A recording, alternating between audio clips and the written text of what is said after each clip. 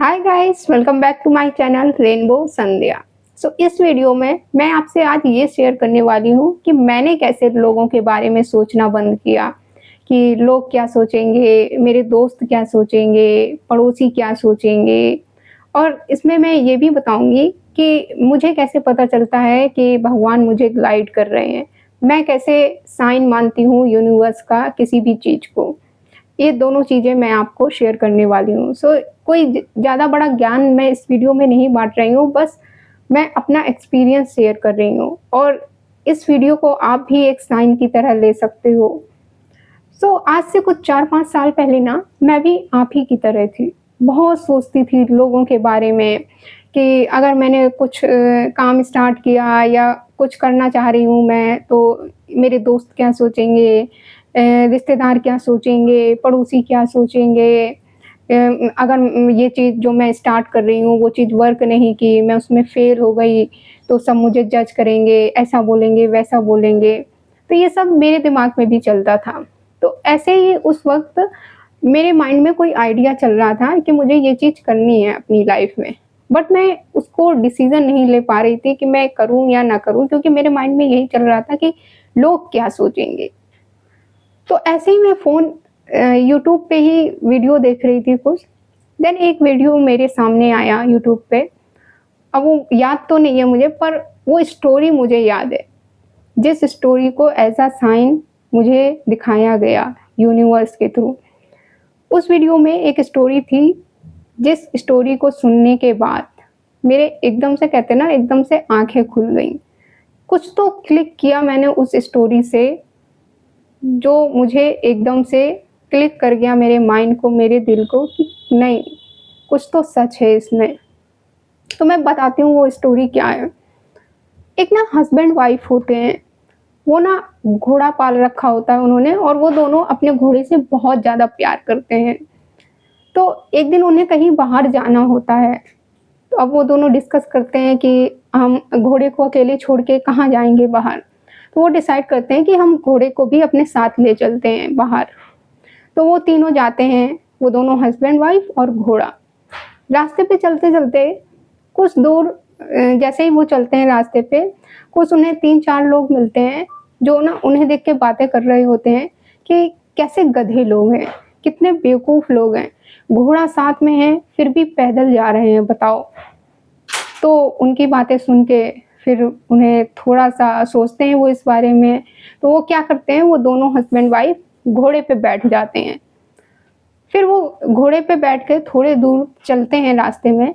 Then थोड़े दूर चलने के बाद फिर उन्हें कुछ नए लोग मिलते हैं, 2-3 लोग मिलते हैं, जो उनको देख के बात कर रहे होते हैं कि कैसे लोग हैं, बेचारे जानवर पे दोनों चढ़ के बैठ गए। एक जानवर के बारे में सोचा भी नहीं, बताओ कि उसको कितनी तकलीफ होगी। एक तो छोड़ो, दोनों के दोनों चढ़ के बैठे हैं उस घोड़े के ऊपर। कितनी तकलीफ हो रही है घोड़े को चलने में। तो उनकी बातें सुन के फिर वो दोनों हस्बैंड वाइफ घोड़े से उतर गए। देन उन्होंने क्या डिसाइड किया, दोनों हस्बैंड वाइफ ने, हस्बैंड ने बोला कि तुम घोड़े पे बैठ जाओ, मैं पैदल चलता हूँ। तो वाइफ घोड़े पे बैठी रही और हस्बैंड पैदल चल रहा था घोड़े के साथ-साथ। देन थोड़े दूर चलने के बाद फिर उन्हें कुछ लोग मिले, 3-4 लोग। फिर उनको देख के वो लोग बात करने लगे, कैसी औरत है ये? बताओ, हस्बैंड पैदल चल रहा है, पति पैदल चल रहा है और खुद घोड़े पे बैठी है आराम से। कितनी बेहया औरत है ये, कैसी औरत है? देन उसको बहुत बुरा लगा उस औरत को, तो वो बेचारी वहाँ घोड़े से उतर जाती है। तो वो कहती है कि आप बैठ जाइए घोड़े पे। अपने हस्बैंड से बोलती है कि आप घोड़े पे बैठ जाइए, मैं पैदल चलती हूँ। फिर वो थोड़ी दूर चलते हैं, फिर उन्हें कुछ 3-4 लोग मिलते हैं नए। फिर वो उन हस्बैंड वाइफ को देख के बोलते हैं, उसको हस्बैंड को जब वो घोड़े पे बैठे हुए देखते हैं, कहते हैं कैसा आदमी है ये? बताओ, इसकी पत्नी पैदल चल रही है और खुद घोड़े पे बैठ के जा रहा है। बिल्कुल भी अक्ल नहीं है इस आदमी को। तो उनकी बातें सुन के फिर उसके हस्बैंड को बुरा लगता है। फिर वो दोनों घोड़े से उतर जाते हैं। फिर वो दोनों आपस में बात करते हैं कि हम करें तो करें क्या?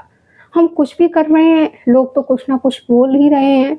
हम शुरू में हम जब पैदल चल रहे थे तब भी लोग बोल रहे थे, हम जब बैठ गए दोनों घोड़े पे तब भी लोग बोल रहे हैं, तो हम करें क्या?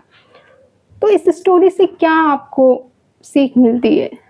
ये सीख मिलती है कि आप कुछ भी करें, लोग तो आपको जज करेंगे ही करेंगे। लोग कुछ ना कुछ बोलेंगे ही बोलेंगे।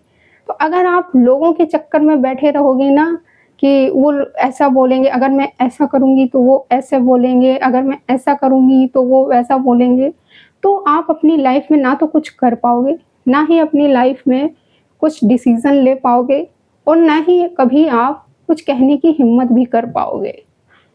ये तो एक इंसिडेंट हुआ जो मुझे लगा कि ये यूनिवर्स मुझे ऐसा साइन दिखा रहे हैं उसी वक़्त, क्योंकि मेरे माइंड में ये सब चीज़ें चल रही थी। पर फिर मैंने इसको इग्नोर किया, मैंने कहा क्या इसको साइन मानना, हो सकता है ये इंसिडेंट ऐसे ही हो। उसके बाद कुछ 1-2 हफ्ते बाद फिर मेरे साथ एक इंसिडेंट हुआ ऐसा ही। तब ये ना लॉकडाउन से पहले की बात है। एक ना स्टार प्लस पे एक रियलिटी शो आता था डांस का, उसमें कपल्स आते थे, नच बलिए नाम का। अगर बहुत सारे लोगों ने देखा भी होगा, आप लोगों ने, नच बलिए करके एक शो आता था, रियलिटी शो, जिसमें कपल्स आते थे, पार्टिसिपेट जो होते थे वो कपल्स होते थे डांस के लिए। तो उसमें राहुल महाजन और उनकी वाइफ आई थी। तो वो एक दिन एंकर ने राहुल महाजन से पूछा कि तुम्हारा इतना सब मज़ाक उड़ाते हैं, मतलब राहुल महाजन से बहुत हँसी मज़ाक करते हैं सब लोग। तो उसने पूछा है कि तुम्हारा इतना सब मज़ाक उड़ाते हैं, तुम्हें बुरा नहीं लगता है? पता है राहुल महाजन ने एक आंसर दिया उस एंकर को, जो कि मेरे लिए दूसरा साइन था वो यूनिवर्स का। राहुल महाजन ने बोला कि मुझे ना पहले बहुत बुरा लगता था और पहले मैं कुछ भी करता था ना तो मतलब मेरी मम्मी मुझे बोलती थी कि 4 लोग क्या कहेंगे। हमने भी ये चीज़ बहुत सुनी है ना कि 4 लोग क्या कहेंगे, क्या बोलेंगे 4 लोग, क्या सोचेंगे 4 लोग। तो वो राहुल महाजन बोल रहा था कि मुझे समझ ही नहीं आता था कि भाई ये 4 लोग हैं कौन और क्या बोल रहे हैं ये 4 लोग? अगर हैं तो कहाँ हैं ये 4 लोग? फिर उसने बोला राहुल महाजन ने कि कुछ टाइम बाद मुझे पता चला कि वो 4 लोग हैं कौन? वो 4 लोग पता कौन है? वो 4 लोग वही हैं जो लास्ट में आपकी अर्थी को ले जाते हैं। मतलब जब हमारी डेथ हो जाती है, तब हमारी बॉडी को जो 4 लोग मिलके ले जाते हैं ना, उन्हीं को बोलते हैं कि वो 4 लोग क्या बोलेंगे, 4 लोग क्या बोलेंगे। तो राहुल महाजन ने बोला कि 4 लोग आखिर में पता क्या बोलते हैं? राम राम सत्य है। बस इसके अलावा कुछ नहीं बोलते हैं वो 4 लोग। जब मैंने इस चीज़ को समझा, उसके बाद मैंने लोगों के बारे में सोचना बंद कर दिया। राहुल महाजन ने ये बोला और उसकी ये बात सुन के मैंने भी लोगों के बारे में सोचना बंद कर दिया। ये दोनों को मैंने यूनिवर्स का एज़ अ साइन लिया। पहली बार मुझे लगा कि हो सकता है, ऐसे ही मैं वीडियो देख रही थी। दूसरी बार फिर वही चीज़ मेरे सामने आई जो मेरे माइंड में चल रहा था। मैं कुछ करना चाह रही थी पर लोगों के बारे में सोच रही थी कि मेरे दोस्त क्या सोचेंगे, मेरे पड़ोसी क्या सोचेंगे। पता है वो लोग तो जो सोचेंगे वो सोचेंगे, हम खुद ही सोच लेते हैं उनका भी, उनके हिस्से का भी, कि अगर मैं फेल हो जाऊँगी तो वो ये सोचेंगे, अगर मैं ये काम करूँगी, ये काम नहीं किया तो वो ये सोचेंगे। और वो पता है रियल में जो वो सोचेंगे ना उससे हमें कुछ फ़र्क भी नहीं पड़ेगा। तो फिर हम क्यों इतना ओवरलोड ले रहे हैं कि ये कौन सोचेगा, वो कौन सोचेगा।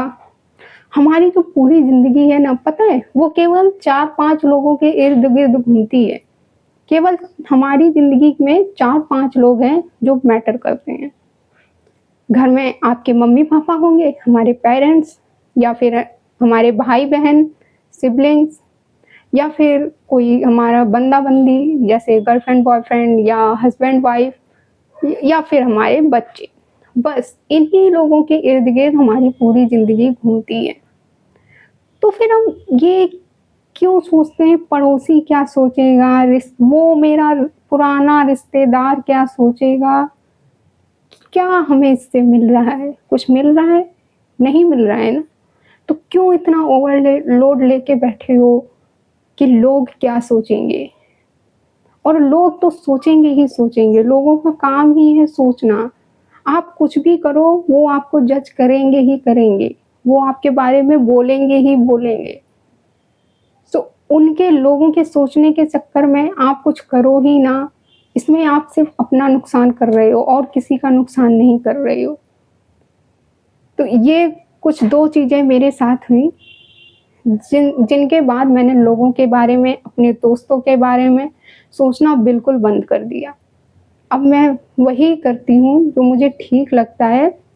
मेरी लाइफ में जो लोग मैटर करते हैं, मेरे पेरेंट्स, मेरे सिबलिंग्स या पार्टनर जो भी आपकी लाइफ में हैं, या फिर आपके बच्चे अगर आपकी लाइफ में हैं, बस मैं मेरे डिसीज़न से, मेरे कुछ भी करने से इनके ऊपर क्या इफ़ेक्ट पड़ेगा, इनकी लाइफ में क्या फ़र्क पड़ेगा, बस इतना आपको सोचने की ज़रूरत है। दुनिया भर की आपको रिस्पॉन्सिबिलिटी लेने की ज़रूरत नहीं है कि दुनिया भर क्या सोचेगी, दुनिया के लोग क्या सोचेंगे। सो आई होप मैं ये दोनों स्टोरीज़, मैंने दोनों इंसिडेंट आपको शेयर किए हैं, कुछ तो आपको इनसे सीखने को मिला होगा। तो प्लीज़ कमेंट में मुझे बताइएगा कि आपको इससे क्या सीखने को मिला है। मुझे तो बहुत कुछ सीखने को मिला था उस घोड़े वाली स्टोरी से भी और इस राहुल महाजन के आंसर से भी, जो कि मेरे लिए बहुत ही बड़ा चेंज लाया है दोनों ही चीज़ों ने। सो इस वीडियो को हम यहीं पे एंड करते हैं, मिलते हैं फिर नेक्स्ट वीडियो में। Thank you for watching this video, bye.